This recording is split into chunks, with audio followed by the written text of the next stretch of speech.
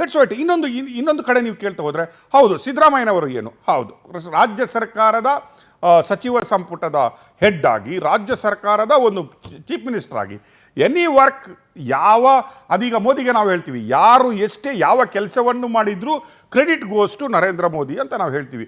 ಈಗ ಗಡ್ಕರಿ ಅವರು ರೋಡ್ ಮಾಡಿದರೆ ಉದ್ಘಾಟನೆ ಮಾಡುವವರು ನರೇಂದ್ರ ಮೋದಿ, ಕಡೆಗೆ ಹೆಸರು ಬರೋದು ನರೇಂದ್ರ ಮೋದಿ ಸರ್ಕಾರ ಅಂತಲೇ ಬರೋದು. Here credit goes to Siddaramaiah also. ಹೌದು, ಡಿ ಕೆ ಅವರಿಗೆ ಇಂಡಿಪೆಂಡೆಂಟ್ ಕೊಟ್ಟಿದ್ದಾರೆ, ಅದನ್ನು ಮಾಡಲಿಕ್ಕೆ ಬಿಟ್ಟಿದ್ದಾರೆ, ಅದಕ್ಕೆ ಬೇಕಾದ ರಿಸೋರ್ಸ್ಗಳನ್ನು ಕೊಟ್ಟಿದ್ದಾರೆ. ಹೀ ಈಸ್ ಇಂಡಿಪೆಂಡೆಂಟ್ ಅಂತ ಹೇಳ್ಬೋದು ನಾವು. ಈಗ ಈ ಒಂದು ರೇಸ್ನಲ್ಲಿರುವ ಡಿ ಕೆ ಶಿವಕುಮಾರ್ ಅವರಿಗೆ ಈಗ ನಾವು ಮೊನ್ನೆ ನಮ್ಮದೇ ಒಂದು ಟಿ ವಿಯಲ್ಲಿ ನಾವು ಸ್ಟೋರಿ ಓಡಿಸಿದ್ವಿ, whether it is now, whether it is after some time, whether it is never ಅನ್ನುವ ಸ್ಥಿತಿಯಲ್ಲಿ ಡಿ ಕೆ ಶಿವಕುಮಾರ್ ಅವರು ಇದ್ದಾರೆ.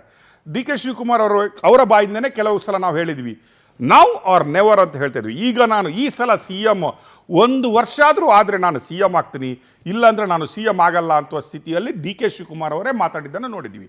ಈಗ ಮಾಹಿತಿಗಳು ಬರುವಂಗೆ whether there is a reshuffle ಅಂತ ಕೇಳಿದರೆ ಇಲ್ಲ ಅಂತ ಹೇಳುವ ಸ್ಥಿತಿಯಲ್ಲಿದೆ. ವೆದರ್ ಸಿ ಎಮ್ ಚೇಂಜು ಅದೂ ಇಲ್ಲ. Again high command is waiting up to next 2026 Kerala election ಇದೆ. ಆ ಎಲೆಕ್ಷನ್ನ ಏನು ಭಾರವನ್ನು ಕೂಡ, ಆ ಎಲೆಕ್ಷನ್ನ ಚಾಲೆಂಜನ್ನು ಕೂಡ ಡಿ ಕೆ ಶಿವಕುಮಾರ್ಗೆ ನೀಡಲಾಗುತ್ತೆ.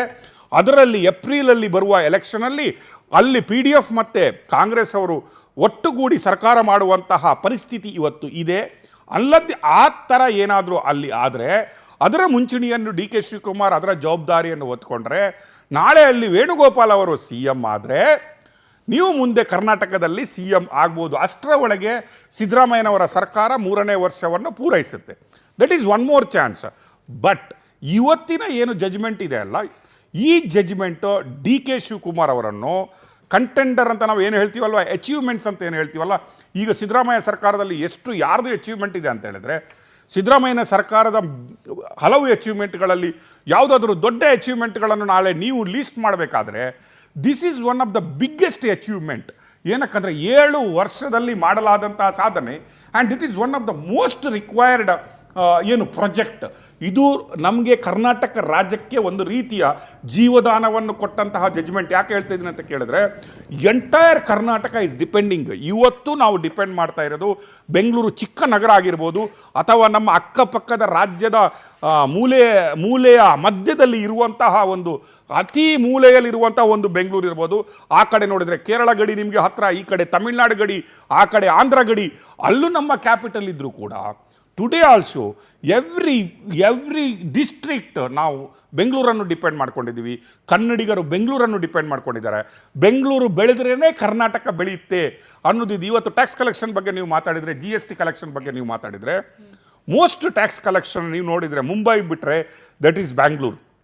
ನಾವು ಹೇಳ್ತೀವಿ ನಮ್ಮ ಸಿದ್ದರಾಮಯ್ಯನವರು ಕಾಂಗ್ರೆಸ್ ನಾವು ಕೊಟ್ಟಿದ್ದು ನಮಗೆ ವಾಪಸ್ ಬರಲ್ಲ, ನಮ್ಮ ಜನಸಂಖ್ಯೆ ಅಷ್ಟೇ ಇಲ್ಲ, ಜನಸಂಖ್ಯಾ ಆಧಾರದ ಮೇಲೆ GSTಗಳನ್ನು ಹಂಚ್ತಾರೆ, UPಗೆ ಜಾಸ್ತಿ ಹೋಗುತ್ತೆ ಅನ್ನುವ ಕ್ಲೈಮ್ ಇದೆ ಅಲ್ಲ. Contribution of Bangalore to Indian development, Indian economy ಇದೆ ಅಲ್ಲ, that is the biggest contribution. ಅದನ್ನು ನೋಡುವಾಗ ಬೆಂಗಳೂರಿಗೆ ಮೂಲಸೌಕರ್ಯಗಳ ಬಗ್ಗೆ ನಾವು ಮಾತಾಡಬೇಕಾದ್ರೆ, ನಾವು ಹೇಳಿದ ಕಾವೇರಿ ನಮ್ಮ ಜೀವನದಿ ಆಗಿರುವಾಗಿಂತ ಕುಡಿಯುವ ನೀರು ಬಿಟ್ಟು ಎಲ್ಲದಕ್ಕೂ ಕೂಡ ನಾವು ಕಾವೇರಿಯನ್ನು ಡಿಪೆಂಡ್ ಮಾಡುವಾಗ, ಇದು ಇವತ್ತಿನ ಬೆಂಗಳೂರಿಗಿಂತಲೂ ಫ್ಯೂಚರ್ ಬೆಂಗಳೂರಿಗೆ ಬೇಕಾದಂತಹ ಪ್ರಾಜೆಕ್ಟ್. ನಾವು ಹೇಳ್ತೀವಲ್ಲ, ಮುನ್ಸೂಚನೆಯನ್ನು ಅರಿತು ಮಾರ್ಗಸೂಚಿಗಳನ್ನು ಕ್ರಿಯೇಟ್ ಮಾಡಿ ಈ ಥರ ಆಗಬಹುದು, ಈ ಥರ ಬೇಕು ಅನ್ನುವ ಪ್ರಾಜೆಕ್ಟ್ಗಳಿಗೆ ಈ ಒಂದು ಪ್ರಾಜೆಕ್ಟ್ ಆಗಿರೋದ್ರಿಂದ this is a big contribution of D K Shivakumar and Siddaramaiah government to Karnataka. Sir, at the same time government ಪರ್ಯಾಯ ಮಾರ್ಗಗಳನ್ನು ಹುಡುಕಬೇಕಾಗುತ್ತೆ. ಯಾಕೆಂದರೆ ಒಂದಷ್ಟು ಅರಣ್ಯ ಪ್ರದೇಶ ಇದರಲ್ಲಿ ಮುಳುಗಡೆ ಆಗುತ್ತೆ, ಒಂದಷ್ಟು ಗ್ರಾಮಗಳು ಇದರಲ್ಲಿ ಮುಳುಗಿ ಹೋಗ್ತವೆ. ಸೊ ಪರ್ಯಾಯ ಮಾರ್ಗಗಳನ್ನು ಕೂಡ ಗವರ್ನಮೆಂಟ್ ಹುಡುಕಬೇಕಾಗುತ್ತೆ ಸರ್. ಎಕ್ಸಾಕ್ಟ್ಲಿ. ಯಾವುದೇ ಒಂದು ಪ್ರಾಜೆಕ್ಟ್ಗಳು ಬರುವಾಗ ನೀವು ಮೊನ್ನೆ ನೋಡಿದ್ರಿ, ಕೃಷ್ಣಾ ಮೇಲ್ದಂಡೆ ಆಗ್ಬೋದು, ಭದ್ರಾ ಮೇಲ್ದಂಡೆ ಆಗ್ಬೋದು, ನೀವು ಯಾವುದೇ ಬಂದಾಗ ಇಂತಹ ಕಾರ್ಯಕ್ರಮಗಳು ಬಂದಾಗ ಅಣೆಕಟ್ಟುಗಳನ್ನು ಕಟ್ಟುವುದು, ಅಥವಾ ನೀವು ಬ್ರಿಡ್ಜ್ಗಳನ್ನು ಮಾಡೋದು, ಅಥವಾ ನೀವು ಬೇರೆ ಇನ್ನಿತರ ಪ್ರಾಜೆಕ್ಟ್ಗಳನ್ನು ಮಾಡುವಾಗ ನೀವು ಈ ಸ್ಥಳಾಂತರಗಳು, ಮುಳುಗಡೆಗಳು, ಇಲ್ಲಿ ಚಾಲೆಂಜಸ್ ಬರೋದು 100% ಬಂದೇ ಬರುತ್ತೆ. Here you said 700 acres of ಕಂದಾಯ ಭೂಮಿ ಮತ್ತು ಗೌರ್ಮೆಂಟ್ ಲ್ಯಾಂಡ್ ಇರೋದ್ರಿಂದ ಇಲ್ಲಿ I feel it is not that much hurdle ಇರುತ್ತೆ. ಗೌರ್ಮೆಂಟ್ ಜಾಗನೇ ಫಾರೆಸ್ಟ್ ಜಾಗನೇ ಜಾಸ್ತಿ ಇರೋದ್ರಿಂದ ಅದು ಮತ್ತೆ ದರ್ ಇಸ್ ಎ ಪ್ಯಾಕೇಜಸ್. ಇವತ್ತು ಸುಪ್ರೀಂ ಕೋರ್ಟ್ ಜಡ್ಜ್ಮೆಂಟ್ಗಳಿದ್ದಾವೆ, ನೋಟಿಫಿಕೇಶನ್ಗಳಾಗ್ತವೆ, ನೀವು ಜನಗಳನ್ನು ಊರಲ್ಲೇ ಸ್ಥಳಾಂತರ ಮಾಡಲಾಗುತ್ತೆ, ಅವರಿಗೆ ದುಡ್ಡು ಕೊಡಬೇಕಾಗತ್ತೆ. Maybe Karnataka government will fix what rate ಅನ್ನೋದಕ್ಕೆ ನಿಮಗೆ ಆಲ್ರೆಡಿ ಸುಪ್ರೀಂ ಕೋರ್ಟಿಂದ ನೋಟಿಫಿಕೇಶನ್ಗಳು ಜಡ್ಜ್ಮೆಂಟ್ಗಳಿದ್ದಾವೆ.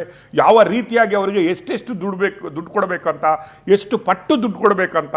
ಸ್ಥಳಾಂತರ ಹ್ಯಾಪಿಯೆಸ್ಟ್ ಜನಗಳು ಕೆಲವೊಮ್ಮೆ ಮುಳುಗಡೆ ಆಗುವ ಜನಗಳು. ಈಗ ನೀವು ನೋಡಿದರೆ ಭದ್ರಾ, ನಾವು ಅಲ್ಲಿ ತುಂಗಭದ್ರಾ ಮತ್ತು ಇಲ್ಲಿಗೆ ನೋಡಿದಾಗ, ಕೃಷ್ಣ ಮೇಲ್ದಂಡೆಗೆ ನಾವು ನೋಡಿದಾಗ ಈಗಲೂ ಕೂಡ ಜನಗಳು emotionally they don't want to leave the place and go. ಈಗಲೂ ಕೂಡ ಅಲ್ಲಿ ಮಾತಾಡ್ತಾ ಇದ್ರು, ಸರ್ ಅಲ್ಲಿ ನೀರು ಇಳಿಯುತ್ತೆ, ನಾವು ಅಲ್ಲಿ ಹೋಗಿ ಕಲ್ಟಿವೇಟ್ ಮಾಡಿ ಬರ್ತೀವಿ, ನೀರು ಬರುವ ಟೈಮಲ್ಲಿ ನಾವು ಅಲ್ಲಿಂದ ಬಂದ್ಬಿಡ್ತೀವಿ ಸರ್, ಊರ ಕಡೆ ಬಂದ್ಬಿಡ್ತೀವಿ ಅಂತ. ಅದನ್ನು ಇವತ್ತು ಅಲ್ಲಿ ಇಮೋಷ್ನಲಿ ಅಟ್ಯಾಚ್ ಆದವರಿದ್ದಾರೆ. ಇವತ್ತು ದುಡ್ಡು ತಗೊಂಡ ಮೇಲೇನೂ ಅಲ್ಲಿ ಹೋಗಿಬಿಟ್ಟು ಉಳುಮೆ ಮಾಡಿಬಿಟ್ಟು ಬರುವವರು ಇದ್ದಾರೆ.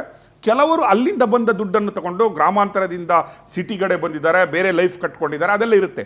That is a different challenge. ಈಗ ರೋಡು, ರೈಲ್ವೆ ಸ್ಟೇಷನು, ಏರ್ಪೋರ್ಟು, ಇದು. But government will do it, they has to do it. ಅದಕ್ಕೆ ಲಾನೇ ಇದೆ. ನಾವು ಬಿಡಲ್ಲ ಅಂತ ಹೇಳಲಿಕ್ಕಾಗಲ್ಲ, ನಾವು ಊರು ಬಿಟ್ಟು ಹೋಗಲ್ಲ. There is another thing is around 5 villages, ಒಂದು 5 ವಿಲೇಜ್ಗಳು ಇದರಲ್ಲಿ ಬರ್ತವೆ, ಮುಳುಗೋಗ್ತವೆ. ಐ ಥಿಂಕ್ ಕನಕಪುರ, ಈ ಮೇಕೆದಾಟು, ಮುತ್ತತ್ತಿ ಏನಿದೆ, ಮುತ್ತತ್ತಿ ಕಡೆ ಬರುವಂತಹ ಈ ಪ್ರಾಜೆಕ್ಟ್ ಏನಿದೆ, ಇಲ್ಲಿ ಎಷ್ಟು ಮನೆಗಳಿದ್ದಾವೆ, ಎಷ್ಟು ಜನರು ಅದರಲ್ಲಿ ಕಾಡು ಎಷ್ಟಿದೆ, ಎಷ್ಟು ಜನರು ಅಲ್ಲಿ ವ್ಯವಸಾಯ ಮಾಡ್ತಾ ಇದ್ದಾರೆ, ಎಷ್ಟು ಕಲ್ಟಿವೇಟೆಡ್ ಲ್ಯಾಂಡು, ಎಷ್ಟು ಗುಡ್ಡ ಇದೆ, ಎಷ್ಟು ತೋಟ ಇದೆ, ಅದರ ಮೇಲೆ ವ್ಯಾಲ್ಯೂಯೇಷನ್ಗಳಾಗ್ತವೆ. ಐ ಡೋಂಟ್ ಥಿಂಕ್ ಸೊ ನೋಟಿಫಿಕೇಶನ್ಗಳಾಗ್ತವೆ. It is not immediate effect. ನೀವು ನಾಳೆ ಹೇಳಿದ ಕೂಡಲೇ ನಾಳೆನೇ ನೋಟಿಫಿಕೇಶನ್ ಮಾಡ್ಬೋದು, ಆ ಪ್ರೊಸೆಸ್ ಸ್ಟಾರ್ಟ್ ಮಾಡ್ಬೋದು. ಬಟ್ ಸ್ಟಿಲ್ ಏನು ಲೀಗಲ್ ಹರ್ಡಲ್ ಇತ್ತಲ್ಲ, ಈ ಪ್ರಾಜೆಕ್ಟ್ಗೆ ನಾವು ಲೀಗಲ್ ಹರ್ಡನ್ನು ತಂದು ಅದನ್ನು ಅಲ್ಲಿ ಸ್ಟಾಪ್ ಮಾಡಿ ಇಟ್ಟಿದ್ದೀವಿ ಅಂತ, ಆ ಸ್ಟಾಪ್ ಗ್ಯಾಪ್ ಇತ್ತಲ್ಲ, ಅದನ್ನು ತೆಗೆಯುವಲ್ಲಿ ಇವತ್ತು ಕರ್ನಾಟಕ ಸರ್ಕಾರ ಸಕ್ಸಸ್ಫುಲ್ ಆಗಿದೆ. I think this is A celebration day.